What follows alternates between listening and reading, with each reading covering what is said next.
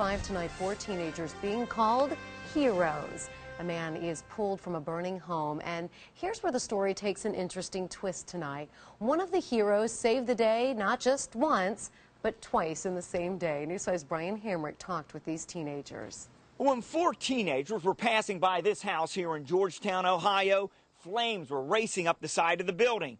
Despite that, they rushed inside and dragged a man out. Pretty unusual for teenagers to have a chance to save someone's life. What makes this really unusual is that for one teenager, it was the second time he had saved a life in a single day. They shouldn't have been anywhere close to this house when it caught fire. Like, there was flames everywhere, like back towards the hallway in here, it was all flames, and this is crazy. But Josh Fields, along with Travis Gilreath, Timothy Barrett, and Tyler Gilbert, couldn't avoid fate on this day. Even before fire crews arrived, they were driving by and stopped when they heard calls for a man to come out of the burning house. When he wouldn't, the teens went inside. The whole right side of the room was up in flames.